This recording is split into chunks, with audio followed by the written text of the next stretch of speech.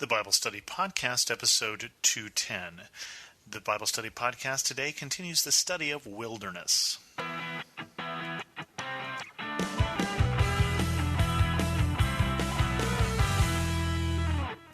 Welcome to the Bible Study Podcast. I'm your host, Chris Christensen. We're studying the wilderness, and 2 weeks ago we talked about Jesus being tempted in the wilderness for 40 days. And then last week we talked about Elijah, the prophet of God, being alone in the wilderness again for 40 days. But 40 days is not the big record winner in biblical accounts. Of course, that record goes to the children of Israel who wandered around the wilderness or the desert for 40 years. But we should say, before we say that was not necessarily the plan. You may recall that they were slaves in Egypt. They found themselves slaves in Egypt after the generations after the patriarchs were enslaved by pharaohs as they became more numerous. And so God sent Moses to bring them out of Egypt. The Pharaoh was reluctant to have this free labor source go away, and so through Moses, God performed a number of different signs. A number of different plagues were sent to Egypt, plagues of darkness and flies, the river Nile turning to blood, the livestock dying, and finally the death of the firstborn, at which point the children of Israel were invited and strongly encouraged to leave the country. But the Pharaoh had a change of heart and went after them, and his army was drowned when the children of Israel passed through the Red Sea, and his army did not. Whereafter the people of Israel went to the holy mountain, went to Mount Sinai, and received the law. There was this little incident there with the golden calf that was pretty much a setback because God had just given them the rules to worship Him and Him only. But shortly after that, and a lot of complaining later, they end up at the border of the Promised Land. And what happens next we find in Numbers 13. So far, I've just summarized Exodus and Leviticus, and then we're starting the book of Numbers. Numbers 13, they arrive at the land of Canaan, and they send some men out to explore the land of Canaan.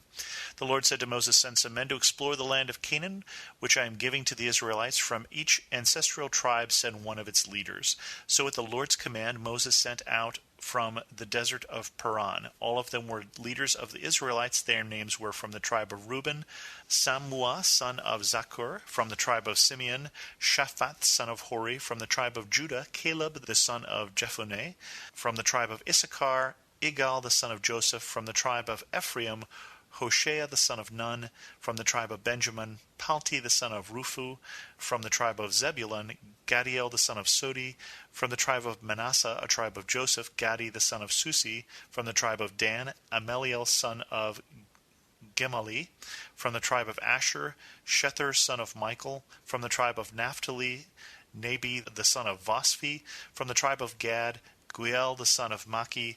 These are the names of the men that Moses sent to explore the land.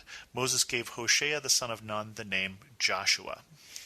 And you may pause at this point and say that really very few of those names are familiar, even if you're a biblical scholar. If you're a biblical scholar, you would recognize the name Caleb, you would recognize the name Joshua, and of course Michael, but not this particular Michael is a familiar name.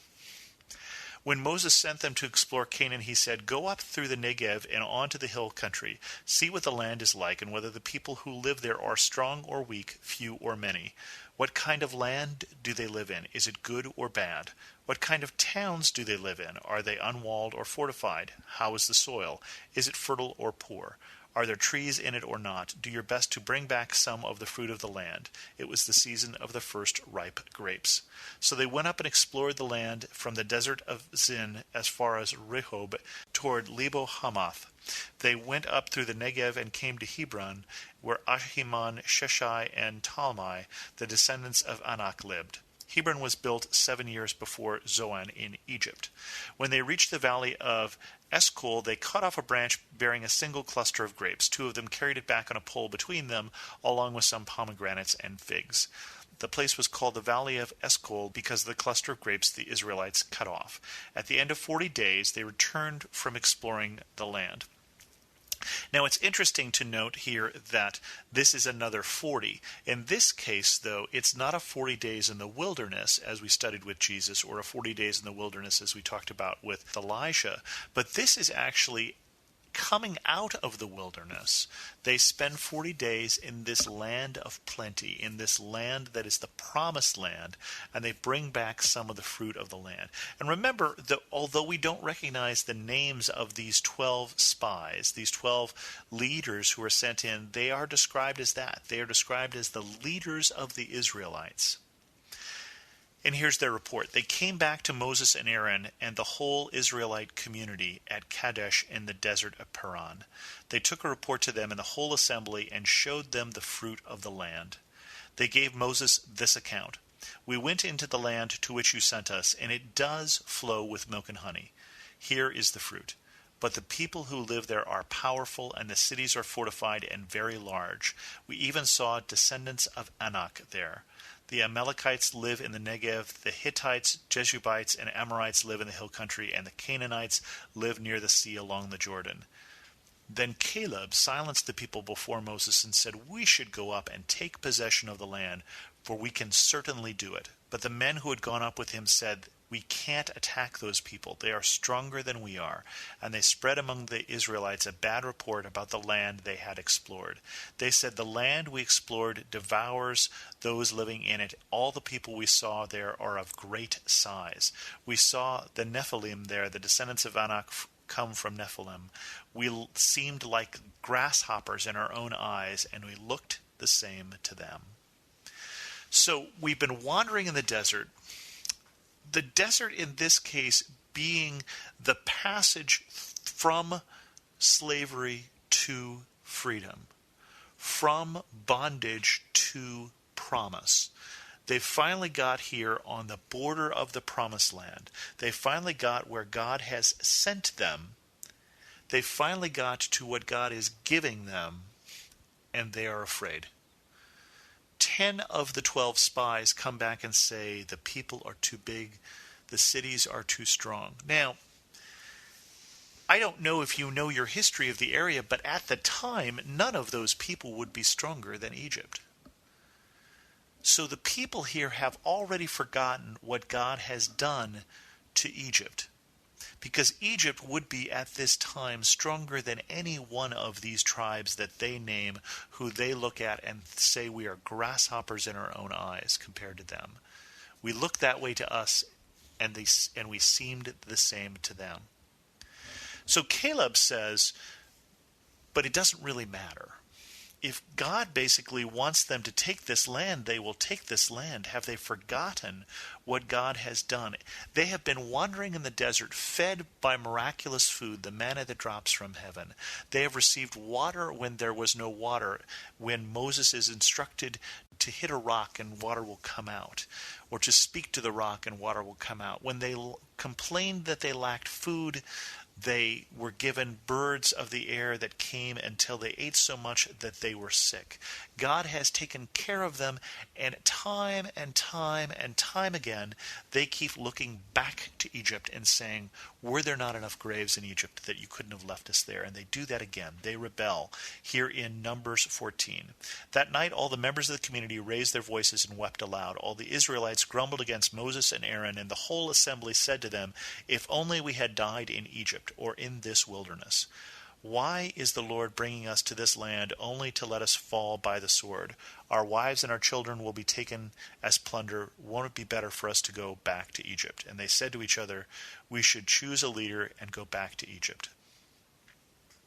Then Moses and Aaron fell face down in front of the whole assembly gathered there. Joshua son of Nun and Caleb the son of Jephunneh were among those who explored the land, tore their clothes, and said to the entire Israelite assembly, the land we passed through and explored it is exceedingly good.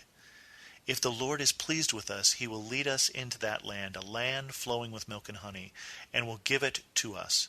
Only do not rebel against the Lord. Do not be afraid of the people of the land, because we will devour them. Their protection is gone, but the Lord is with us. Do not be afraid of them. But the whole assembly talked about stoning them. Then the glory of the Lord appeared at the tent of the meeting to all the Israelites. The Lord said to Moses, how long will these people treat me with contempt? How long will they refuse to believe in me? In spite of all the signs I have performed among them, I will strike them down with a plague and destroy them. I will make you into a nation greater and stronger than they. And at this point, Moses intercedes for the people of Israel. They are not destroyed by God, but except for Joshua and Caleb, they are forbidden to enter the promised land. And so they wander back in the wilderness for 40 years total. This is a people who wander in the wilderness because they're stuck there. They're stuck in their thinking and they're stuck in their faith. They can't seem to see the number of times that God has been faithful, that God will continue to be faithful. We talked about Jesus being led into the wilderness by the Spirit as a time of trial. We talked about Elisha thinking himself alone in the wilderness and being ministered to by God.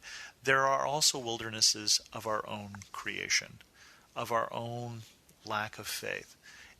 And that's a difficult thing because it's a temptation to misdiagnose which wilderness we're in.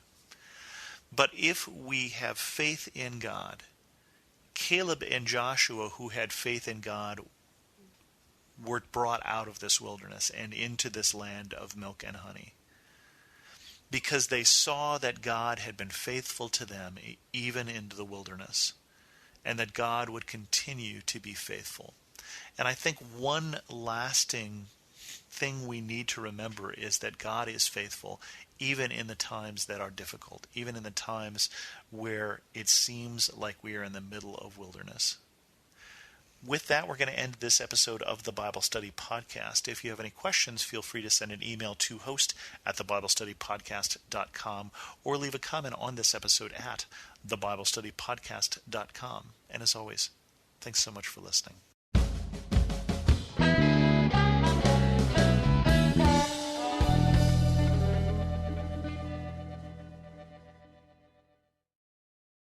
For some of us, personal finances aren't just personal. They include loved ones, neighbors, the communities we call home, and the causes we hold in our hearts. At Thrivent, planning your finances is bigger than just money. We help you put your plans into motion and faith into action so you can do more for the ones in your heart. Because sometimes all you need to make a difference is someone to help you make it happen. Thrivent, where money means more. Connect with us at Thrivent.com.